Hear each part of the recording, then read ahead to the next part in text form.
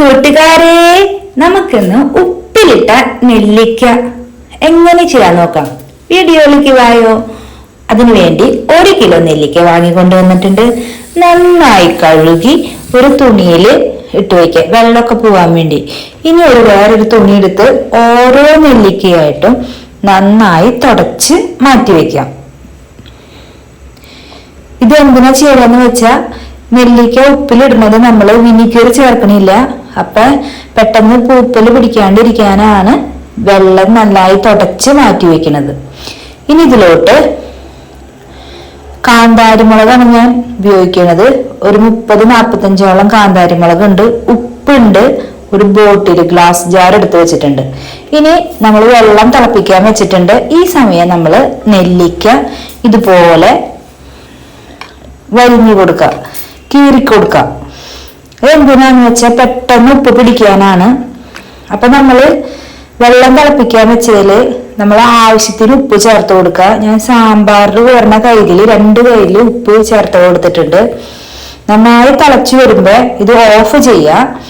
Of ചെയ്ത് ഒരു 10 minute കഴിഞ്ഞതിന് ശേഷം മാത്രം നമ്മള് നെല്ലിക്ക അതിലോട്ട് ചേർത്ത് കൊടുക്കുക. അല്ലെങ്കിൽ വേറൊരു പാത്രത്തിലേക്ക് നെല്ലിക്ക ഇട്ട് കൊടുത്ത് ആ നെല്ലിക്കയിലേക്ക് വെള്ളം ചേർത്ത് കൊടുക്കുക. ഇനി ഇതിലോട്ട് പച്ചമുളക് ചേർത്ത് കൊടുക്കുക. ഇപ്പൊ കാന്താരിമുളക് ഇല്ലാന്നുണ്ടെങ്കിൽ സാധാ പച്ചമുളക് ആയാലും ചേർത്ത് കൊടുക്കുക. കാരണം നമ്മൾ തിളച്ച വെള്ളത്തിലേക്ക് ചേർക്കുമ്പോൾ നെല്ലിക്കയും ഈ മുളകും പെട്ടെന്ന് വെന്തു പോവും, വേവാൻ പാടില്ല. അതിന് നന്നായി ചൂടാറിയതിന് ശേഷം മാത്രം നമ്മൾ ഗ്ലാസ് ജാറിലേക്ക് ഒഴിച്ചു കൊടുക്കാം.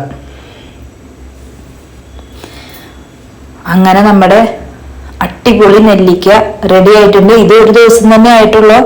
ഇനി ഇതൊരു 10-15 ദിവസം കഴിയുമ്പോൾ അടിപൊളി ടേസ്റ്റാണ്. ഇത് നമ്മൾ എത്ര കാലം വേണമെങ്കിലും പുറത്ത് വെച്ചാലും പൂപ്പലൊന്നും വരില്ല. എന്താണ്, നമ്മൾ വെള്ളമുള്ള കയ്യിൽ കൊണ്ട് ഒന്നും യൂസ് ചെയ്യാൻ പാടില്ല, കൈയിട്ടെടുക്കാൻ പാടില്ല. ഡ്രൈ ആയിട്ട് സ്പൂൺ വെച്ചിട്ട് കോരി എടുത്ത് വേണം യൂസ് ചെയ്യാനായിട്ട്. കുറച്ച് ഉപ്പും കുറച്ച് മുളക് എരിവൊക്കെ ആയിട്ട് അടിപൊളിയാണ് കേട്ടത്. അപ്പൊ നിങ്ങളെല്ലാവരും ഇത് ട്രൈ ചെയ്യുക. Bye bye friends.